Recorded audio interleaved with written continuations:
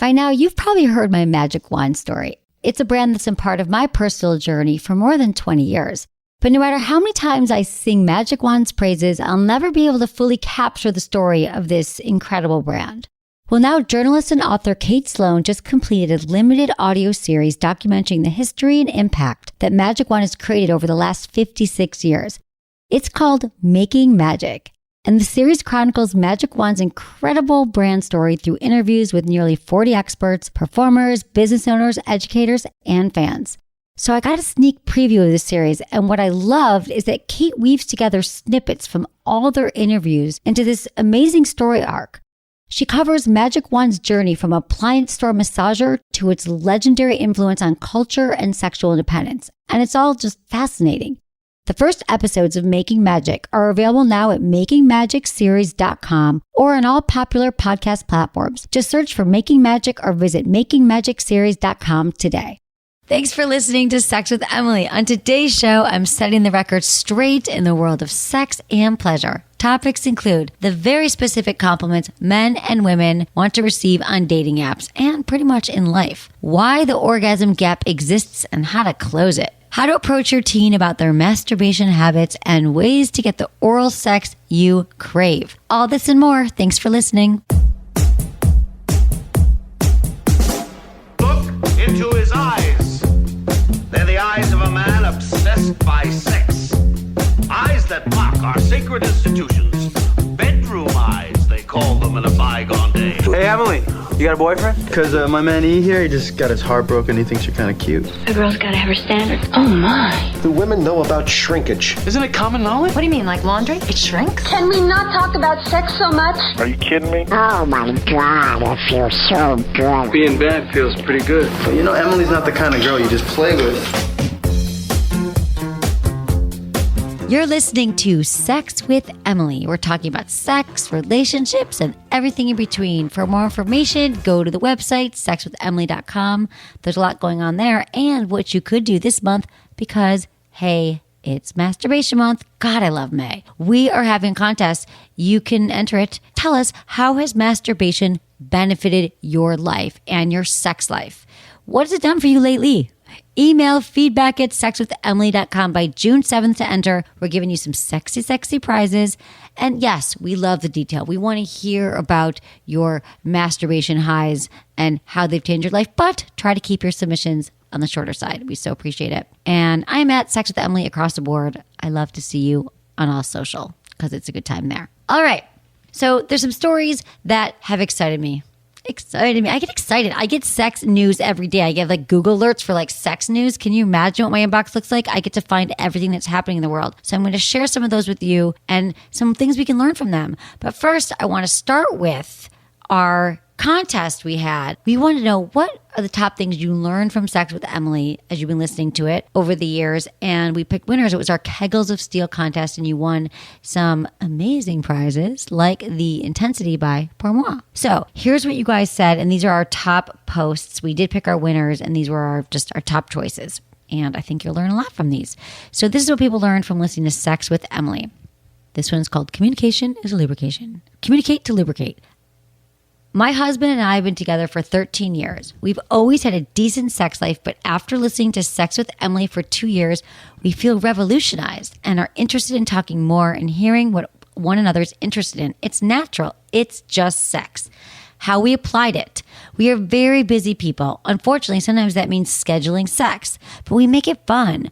When we're on a long drive, we talk about what would be fun to try out. When sex is scheduled, we look for ways to look forward to it while talking about it over text throughout the day. And in and out of the bedroom. In the bedroom, I now have multiple orgasms. Outside the bedroom, we're more connected as a couple, and in general, we're happier people. Veronica, 27. Okay, you guys, I love this so much. I mean, they've been listening for 2 years. Veronica, thank you for submitting this. This just warmed my heart. This made my day. And you're so right. It's just sex. And what I also love is what you're pointing out here. It's so true, you guys. Once you get over that hump, if you will, that's so hard to talk about, you're going to realize that it might not be easy at first. I get it. But once you start talking about sex with your partner, it's literally going to be like the thing that you talk about more than anything else in a way that's fun. Not in a way like, oh, you came again too quickly or did you have an orgasm? It's more like, wow, what should we try next? It's like your new favorite hobby that you share. That happens to a lot of couples. So Veronica, thank you for explaining that here. That actually can happen when you talk about sex. Look at this. Your sex life can get better. Okay, this is from Hannah, 31, another submission to the contest. Toys, she says. It can be overwhelming navigating the world of sex toys. Not knowing if it's made out of the right material so you aren't poisoning your lady parts is scary.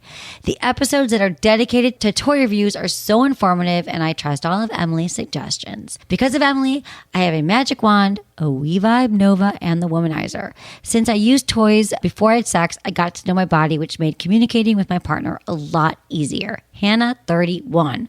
Hannah, I have to say that's quite a nice collection there. If I had to tell someone they should buy 5 toys, these would be on my list. The magic wand, the Nova, and the Womanizer. So good job. And this made me think that we need to do another toy show. We haven't done one, so we're just planning one to come out in the next few weeks. I love telling you guys about all the toys we've been trying. So you don't have to try the bad ones. We will. And just tell you about what we love. Okay, finally I've learned so much, but the one thing I've learned that has impacted me the most is masturbation. I've finally been able to accept what feels good to me and own it without guilt or shame. This has changed my sex life, boosted my confidence, and given me courage to experiment with other things as well. It's even led my husband and I experimenting with mutual masturbation, and he's definitely not complaining. I wouldn't have done this without the show. Beth, 27. Beth, I love it. Anyone brings up mutual masturbation, you got my attention. You know that I think that it's an awesome way to get closer to your partner. You know, masturbating on your own, and then you show each other what you both like. And it's a game changer for a lot of couples. So thanks for that, Beth. And thank you to everybody who submitted to the What You Learned from Sex with Emily contest. And we have another one, as we mentioned, so we can't wait to hear from you there as well. Okay, so here's a study that came out.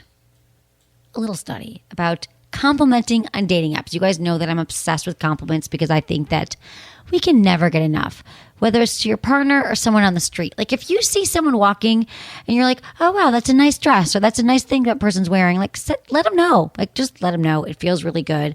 It spikes our serotonin, dopamine, all that stuff. But when we're talking about online dating, I thought this was interesting because this is one of the many ways that men and women I feel like we see a lot of things differently, and often we give what we want to receive in many areas of our life. We might give the gifts we want to receive. We might, we give the compliments that we actually would like to receive, but that's not necessarily what men wouldn't necessarily like to receive compliments that women would like to, and vice versa. So for example, there was a new study by Ask Men, and it was looking into compliments on dating apps. And it confirms for a lot of women, I think, why some of the remarks that we receive from matches just don't work. Like, I don't want a guy to compliment on my looks at all, right?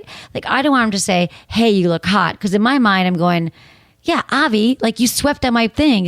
We matched. You probably think I'm cute. It wasn't because of my penmanship, or whatever you call it, my penmanship, my spelling, my great grammar is what I meant. Who's writing? Who's penning? I penned you. I sent it with a carrier pigeon. Men want to be complimented on these things, according to this study. Number 1, men actually want to hear about body and appearance. So a guy actually wants me, if I match with a guy on Tinder, he wants me to say to him, nice abs. Nice six-pack, dude. I like your shirt. Number 2 is humor. I guess I could say, you're LOL on your, dating, your subscription, your 500-word bio. Hey, ha, ha, ha. The next thing is personality for men, intelligence, and then success. So only 9% of men want to be told about success. Females like to be complimented on these things in this order. Number 1 is personality, 38%. They want to hear wow, you've got a great personality. Because like I said, if a guy says to me, you look really hot, or I like that picture, or nice, whatever, I actually won't typically answer those guys because I think, first of all, I know that. And also, like, can you read my profile and just at least pretend you find me interesting? So 38% personality, that makes sense. Humor, of course, I think that neck and neck with the guy. Number 2, we all want to feel funny. Intelligence, women want to say, like, you're really smart. The 4th thing is body and appearance. So only 16% of women want you ever to comment on her ass. She doesn't want to hear you go, nice ass in those jeans in picture 3. And success, 9%. So both men and women, 9%. Success is the last thing. So what does it mean, you guys? Well, here's the thing. You're probably going, what? How do I compliment someone when I'm online dating in a message when all I have is a bio? Well, you have a bio and you have a few pictures. So it's going to take some imagination, a little bit creativity, but not a ton of work. So if someone wants to be complimented on body and appearance, so that's what we find out, right? 29% of guys want you to say, you look great. So you'd be like, you do look healthy. Like, I can tell you work out. Maybe he talks about hiking and running and jumping and swimming, which girls, turns out we don't want to be complimented because I feel like I said, like, if you're complimenting me, I already know you thought that I was cute. So for guys, you get to say something like, I love your look. And a guy would be like, oh, good. You think I'm handsome. As far as personality, pick up some things from her bio. If she says, I like to work and play and travel, and you can be like, God, you seem like someone really fun to hang out with. I too like to travel. Where have you been lately? So that shows that you read it and she seems cool. Humor, most people try to make a joke or they try to be sarcastic in their profile. Nod to their joke. Pretty funny. I feel that way too. I LOL'd. I just found this interesting because I think that it also shows that, like, the way we give, it reminded me of the love languages, actually. You guys know I talk a lot about the love languages, which I think is really a game changer for many relationships. There's like 5 ways that we all want to be loved. I could point you to a blog about it on the website, or I could explain it to you right now. So Gary Chapman, who is a pastor, a priest, he wrote this after working with many couples in the church. Don't let that part turn you off because it's not all God heavy if you're not into that. But what he found was there's 5 ways typically that everyone wants to receive love. And typically 2 of them speak to us the most. And our partners won't necessarily want to experience love in the same way. So for example, here's what they are. Gifts. So I want you to come home thinking of me and bring me my, a Tiffany's box or a shirt that you thought this shirt looked great to me. Then there's quality time.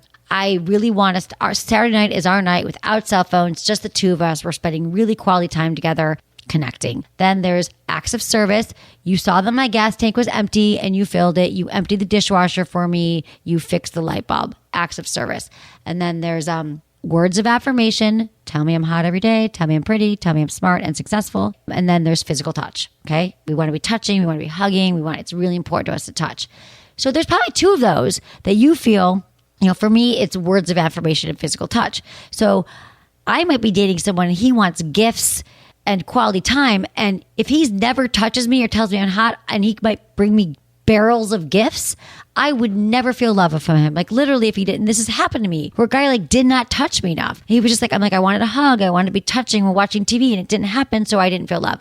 What this made me realize is that this extends to so many other parts of our life where men and women just give compliments or we act in ways that we think that we act in ways of what would make us feel good. So I think it's interesting to look at different ways that we all communicate. So I love this story. Think about it when you're on the apps and you're like, why does anyone respond to me? It could be because you were telling her that she was hot and really you just wanted to say that she looks like she's a good time.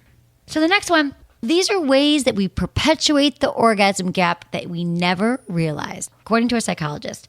So I talk a lot about the orgasm gap in the sense of, God, men orgasm way more often than women. And also women need longer to achieve orgasm. And sex only lasts between 6 and 8 minutes typically in heterosexual couples. And women take about 20 minutes to orgasm and there is a gap. Another way to think about the gap is that there's this thing that is subtly penetrated through society about vaginal penetration.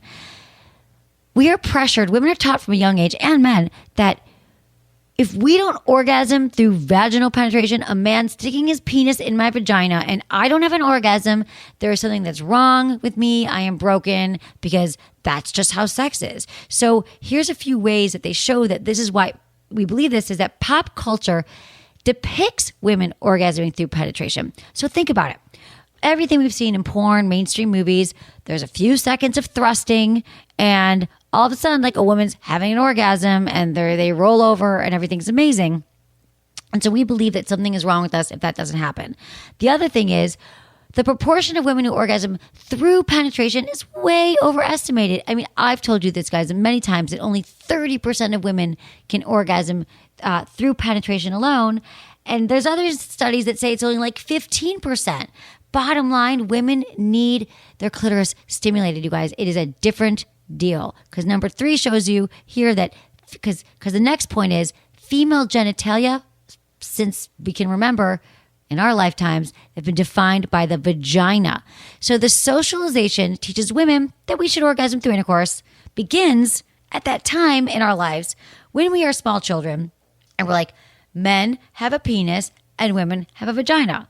So nobody talks about, the fact that actually the clitoris is something very different than the vagina, because we hear penis, vagina, and then we hear sex. So we think penis goes in vagina and that's sex. And this is kind of analogous to telling a child that the nose is for both eating and breathing, since the nose and the mouth are on the face, which kind of reminds me of like the vulva, which is the exterior to the vagina, and the internal. So you can see why we all just assume that the vagina is where the magic happens, when really for a lot of women, it's the clitoris, the vulva. And then finally, guys, I'm going to say it. This is true that male pleasure is simply valued over female pleasure. Again, this has to do with society. And this comes down to the way we have defined sex in a way that really favors male sexual pleasure over female sexual pleasure. And so in a study in the Journal of Human Sexuality, they found that 63% of college men, but only 44% of women received oral sex during their last hookups. So men are getting blowjobs left and right, and women not so much. So I think that we're always seeing like talking about the blowjobs. Women feel like they owe men oral sex. And guess what? That's really not the case. So let's close that orgasm gap, shall we? So you guys listen. So I think you can see this really hit close to home. And I hope it really made you think and think about, wow, there is this gap. I have not been having the orgasms I want to have.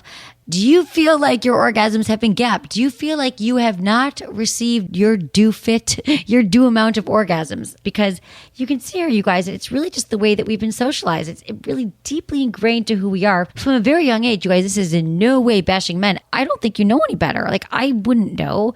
I believed all of these things at one point, that I was broken because I wasn't having orgasms through intercourse. So I get it. So I want to hear from you, though. Is there a way, do you think that you've missed out on some orgasms because of this, men or women? Does this make sense to you? Does this resonate?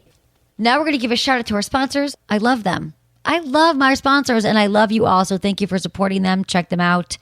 We're going to take a quick break. When we come back, we'll get to your emails.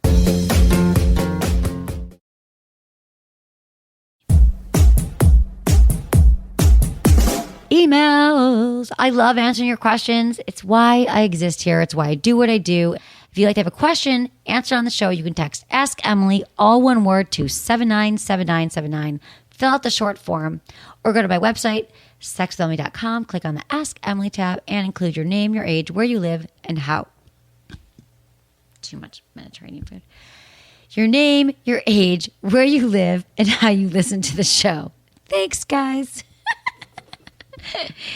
Okay, this is from Billy. She's 37 in Ohio. Dear Emily, I've been married for 11 years and I have one 8-year-old daughter. My husband, over the last 4 to 6 years, has started liking his anal licked. I don't enjoy doing it. However, he loves it and really gets turned on when I do it. He started wanting it so much. Now I think it's the only way he can come unless he jacks off. Help! What can I do? I don't want to anal lick. She didn't say that. But Billy, I understand this. I understand that anal licking, first of all, which 2017 or 16 was the year of anal licking. So I see you're right on track here. He's right on track. You're right on track. But I get it.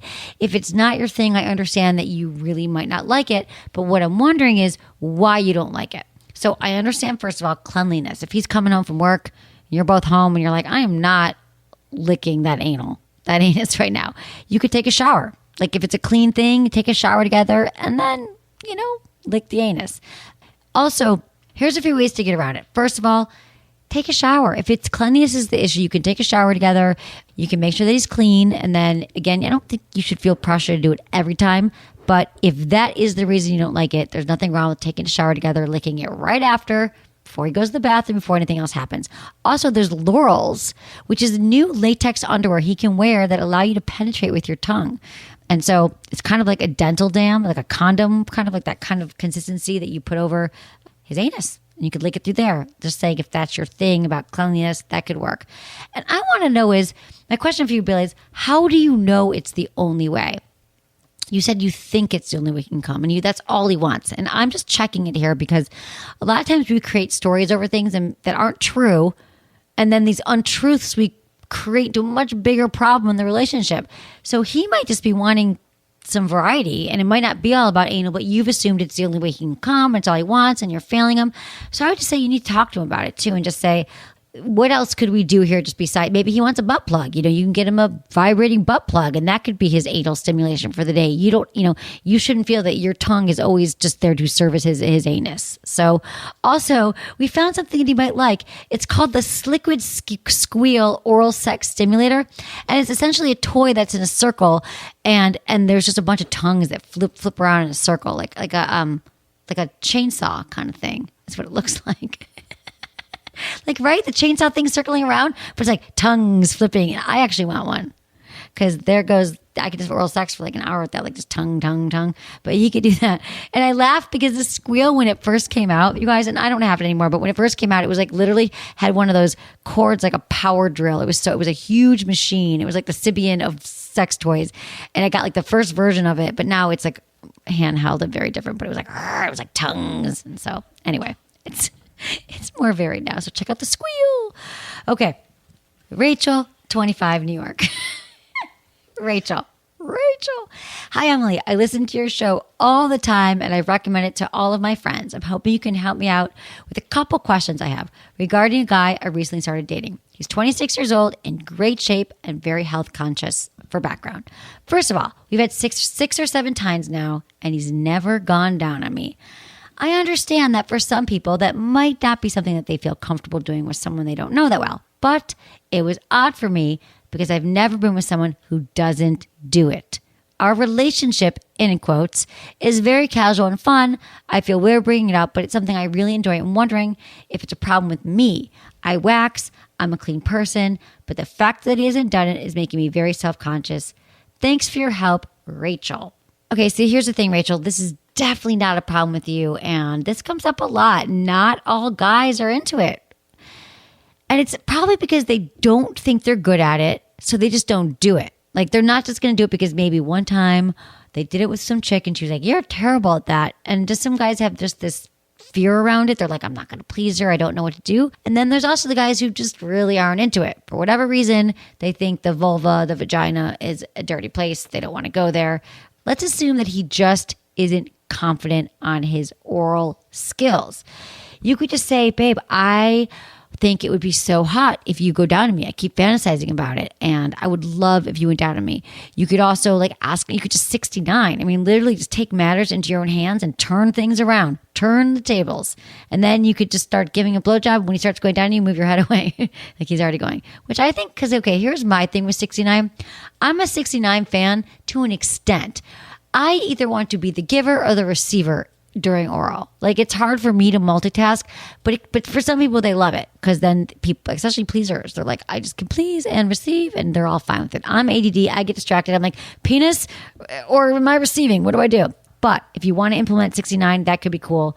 But really, Rachel, the best way that you can handle this, and I'm going to be honest with you, this is what works every time, even if it's more awkward in the beginning, it's going to serve you so well.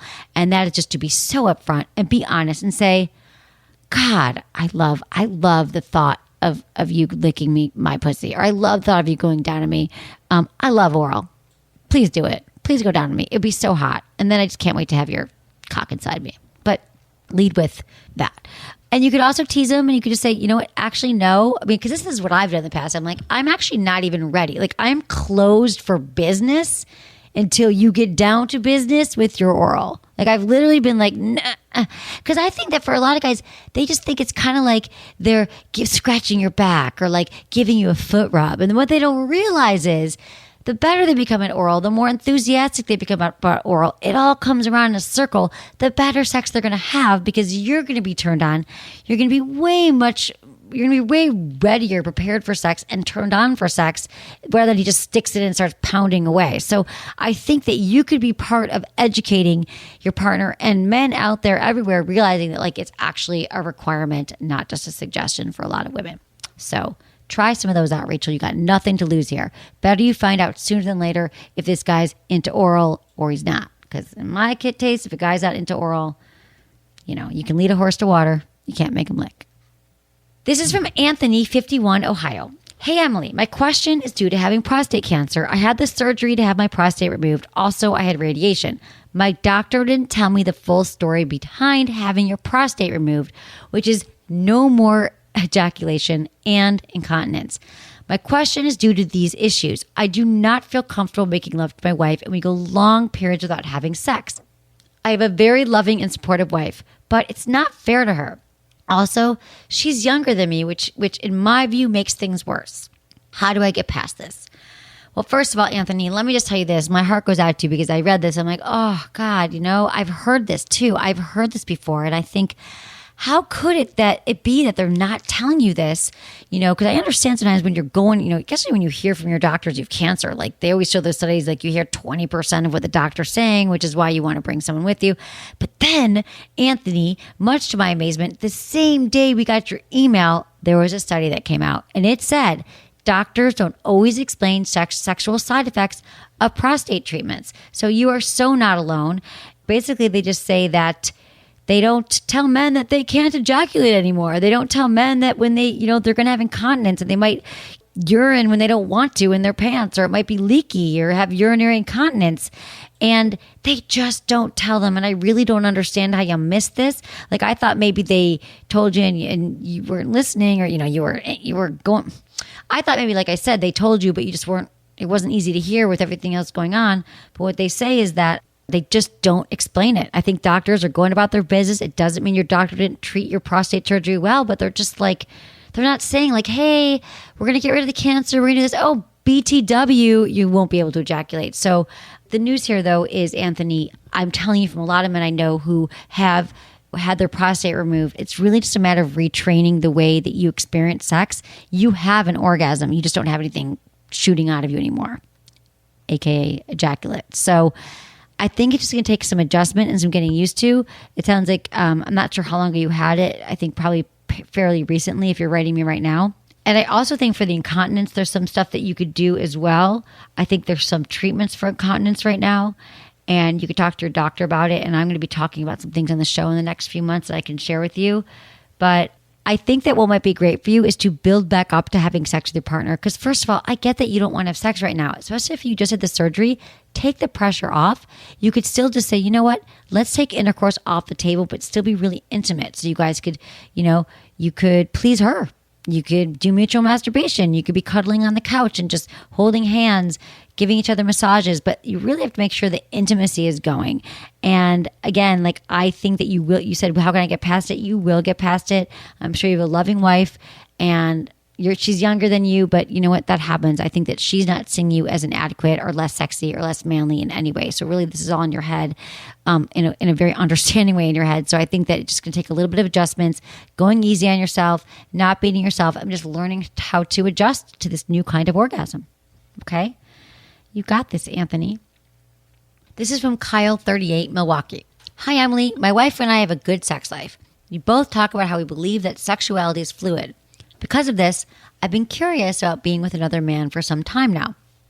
My question is, how do I bring this up to her without scaring her off or freaking her out? I love her and I always want sex with her. I'm just curious what sex with a man is like. Also, does this make me bi-curious or bisexual? Thank you, Kyle. Okay, Kyle, this is a really great question and a brave question. And I've actually been receiving more and more questions like this because it's true, you guys. Like Kinsey said, we're all on the spectrum. So 1 of the Kinsey scale is like completely straight and 10 is gay. So they say that most people, even men, you know, most women are more like a 2 or a 3 or 4. We're more on the spectrum and the continuum, or where men are probably like a 1 or a 2 or 2. Barely anybody's a 1. So I think that this is actually more common, but how do you bring it up to her? Well, first I got to say, Kyle, have you guys talked about your sex life? It sounds like you both believe sexuality is fluid. So that means you have a healthy, sounds like you're talking about sex. This won't be the first time, because a lot of people do email and they're like, we've never talked about it. But I feel like if you're in this trusting relationship and you both acknowledge it's fluid, that you could just say, let's talk about our fantasies. There's some things I've been thinking about lately, and I've been thinking about being with a man. Like, just be honest. Say, I don't think, I just think it'd be something to try that could be interesting. And I don't even know, Kyle, if it's something you want to try, or you just want to be able to talk about it. It can be really cathartic and kind of healing just to know that you can talk about it and know that you could be with a man. And sometimes just talking to her and saying, I'm feeling this way, and getting this off your chest and feeling loved and accepted for having that desire might be just what you need to kind of feel more comfortable in your sexuality. And possibly she'll be like, amazing, like, go do that. Or she might be like, wow, that's really hard to hear, but I understand. We don't know what's going to happen, but just the confidence they'll give you by saying that, and by being your true self and being authentic and not hiding that from your wife, I think will be very, very liberating. But you know your wife better than I do. So if you have to ease into this by doing the, let's talk about our sex life, what feels good to you, what's been really memorable, the things I always talk about on the show, like writing down each 3 fantasies, things you want to try together. So I think that that's first thing, is just kind of be honest with her, because really, you guys, the more authentic and honest and straightforward we are, I know I give you guys a lot of tools about how to talk about things, because we don't want to come right out and blame, and we don't want to do things at the wrong times and make people feel bad. But at the end of the day, I can tell you a million different ways to say things, but as long as you're just saying it and you're speaking your truth and you're being authentic and real, it can be clunky at first, but it's the best practice, you guys. It's so good for you, because once you get deeper into these relationships with your partner, you're going to realize like a whole new world is going to open up with your sex lives, of being able to communicate and getting what you want. As far as, does this make you bi-curious or bisexual? Dude, I'm not into labels at all. I don't think it makes you any. I mean, I'm not even going to tell you what it means, because I don't think it matters. Like, gay, whatever. I think right now, let's just get you into trying out, you get to decide what it makes you. You get to decide why that even matters. They don't really ask you anywhere if you're bisexual, bi-curious. So I don't think it matters to figure out the label. Don't get tripped up on the label. Get tripped up on you having your sexual needs met and exploring with your partner. That's the most important thing, Kyle. Thanks for emailing. This is from Kristen, 30, in California. Dear Emily, I'm 95% certain my 13-year-old stepdaughter has been masturbating in the tub with her electric toothbrush almost daily. By way of background, she's high risk for relationship problems due to her sorry excuse for biological mother/childhood trauma/early exposure to her mom's sexuality. That being said, I'm smart enough to know that masturbation is not going to make her more or less likely to engage with boys. She's ruined a couple of toothbrushes. They aren't cheap. But more importantly, I'm concerned about hygiene. I assume the best approach is to switch her over to a water-safe vibrator and teach her how to sanitize it. My mom never talked to me about sex. How do I go about this? Help. Okay, Kristen, I love this question, because I've actually been asked this lately too by a few parents, like, do I buy my daughter a vibrator? Like, what do I do? Is it appropriate? Are you encouraging sex? Is it a gateway? Is it going to make them want to sleep with everyone? No, they're already doing it. For many girls, they're already touching themselves. And what I love about this, Kristen, in your case, you know she is. Like, you found the toothbrush. So, and I also get your mom didn't talk to you about sex. How do you do it? Well, first of all, it sounds like you're a great stepmom. You're taking her sexual health into your hands, and you understand that it's a priority for young girls to really have no shame around masturbation, but to help them along in their journey. So it's common, you guys. I hear from women all the time when I say, when did you first orgasm? And a lot of women say electric toothbrush or on the shower head. So something in water, bathtub, like that happens. So it's common. And I think really you just got to be frank with her. Be honest. Like, what would you say to a friend? Like, hey, and I know people are like, oh, I can't be her friend. I'm her mom. Yes, I understand that. If they get into trouble, you have to set a curfew. But in this case, you're a woman talking to a woman. You're not, I can't say certain things. This is what I feel. So you got to say, hey, you're getting to be a certain age. I want to talk to you about, masturbation, touching yourself. That's totally fine. And it's healthy. It's healthy to masturbate. And I want to give you something that I think would help you along. And here's a toy, and you can clean it. It's really important to clean it, to sanitize it, to wash it off with there's toy cleaner you can get her. I would recommend the We Vibe Tango, because it's rechargeable, waterproof. It lasts a long time. It looks like it's the size of your pinky, of a woman's pinky. Let's see, on my pinky finger. And it's super pink. They have a pink one and a blue one, and I love it. The We Vibe Tango. Keep it clean. I love the UV. The UV is a great system that stores, cleans, and sanitizes your toys and your cell phone and your jewelry and your makeup brushes using ultraviolet light. Anyway, it's really cool, the UV. So I would say just talk to her. Here's the thing about talking to kids about sex. If they're asking, they need to know the truth. Like at the age they're asking, real questions, you have to really answer them. So I would say you got to do it. Bring her a toy and tell her that you're available for any questions around it. It's completely healthy and it's her body and it's okay to love it. Just don't do it on the toothbrush. I'm tired of going to the store. And I don't know if you have to mention it. She might, because the other thing is she might be shame or embarrassment. So I say this is a great way to go. Okay, let me know how it goes. Thanks, Kristen. Okay, everyone, thanks so much for listening to the show. This was fun. I love hearing from you. So thanks to my amazing team, Ken, Jenny, volunteer Sarah, producer Jamie, and Michael. Was it good for you? Email me, feedback@sexwithemily.com.